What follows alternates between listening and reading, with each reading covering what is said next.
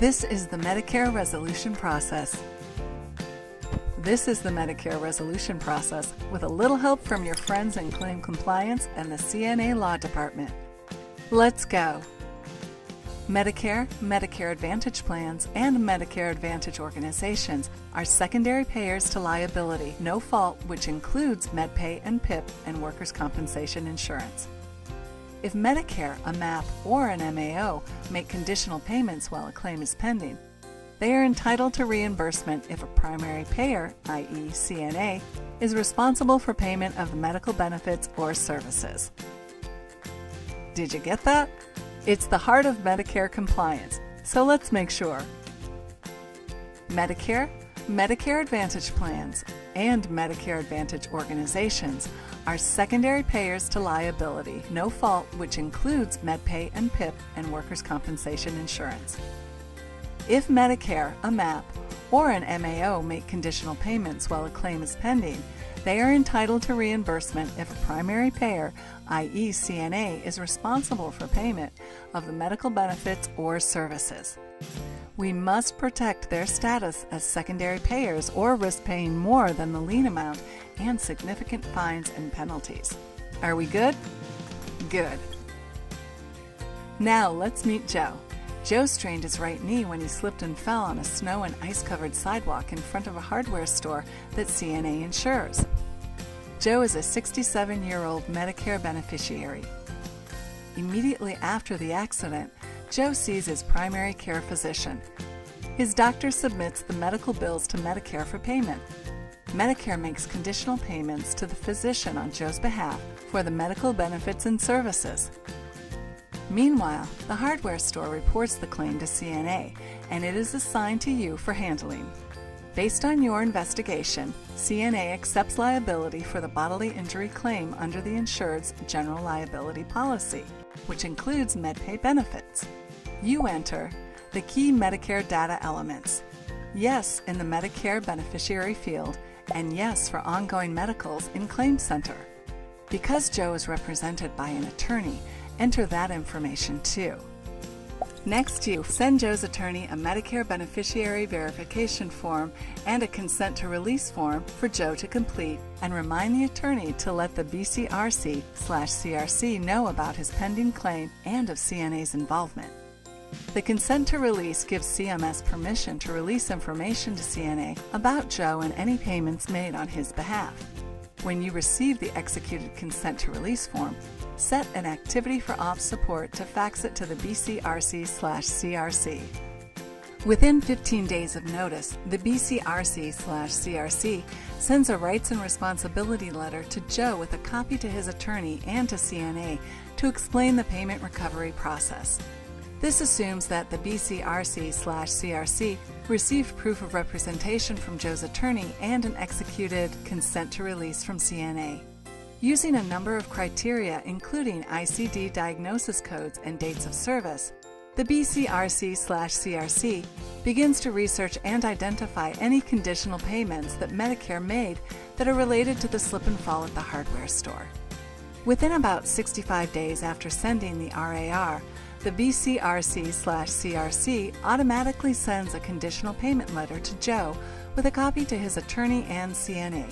Again, this assumes the proper forms were submitted. The CPL includes a payment summary form that lists all of the benefits and services that the BCRC has identified as being related to the pending claim. The CPL is not a request for payment. You can request an updated CPL during the life of the claim as needed and prior to evaluating the claim for settlement. If Medicare had not paid any medical bills, the BCRC/CRC will send a no claims paid letter stating that no claims have been paid by Medicare to date.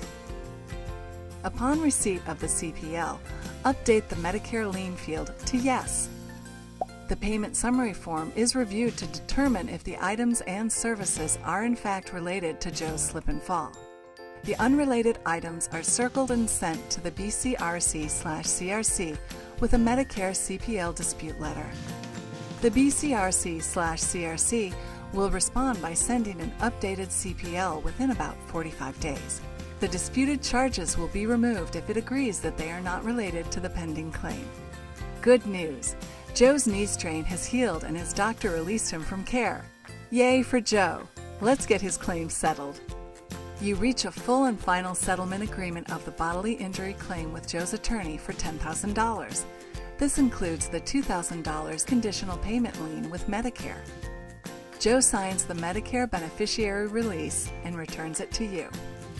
Let's update Claim Center to reflect the current status. Assume that the MedPay policy limit of $1,000 was reached July 18th, the date of the settlement agreement. Update ongoing medicals to no.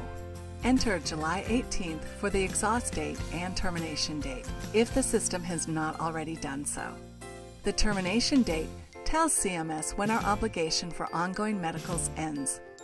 Enter the TPOC, the total settlement payout of $10,000 for the bodily injury claim, and the date of approval, July 18th. The issue date remains blank because funding of the TPOC was not delayed. Let's change the claim facts a bit. Let's say that Joe is an employee of the hardware store rather than a customer, and CNA accepted compensability of his workers' compensation claim. Let's update Claim Center to reflect the settlement of the work comp claim. Update ongoing medicals to no. Enter the ORM termination date, July 10th, the date he was released from care. Enter the TPOC, the total settlement payout of $10,000, and the settlement date of approval, July 18th. The settlement issue date remains blank because funding of the TPOC was not delayed.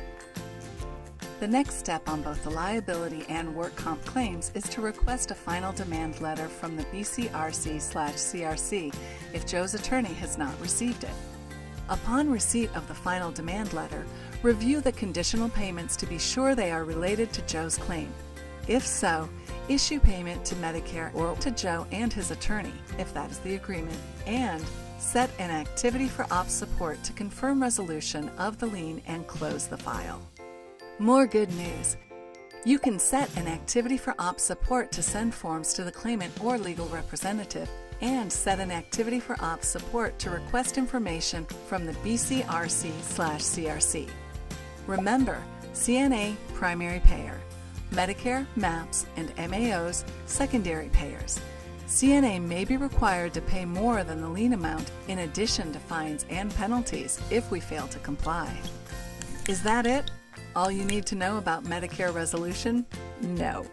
But now you know the process in general and why it's important to protect Medicare's and Medicare Advantage plans or organization status as secondary payers.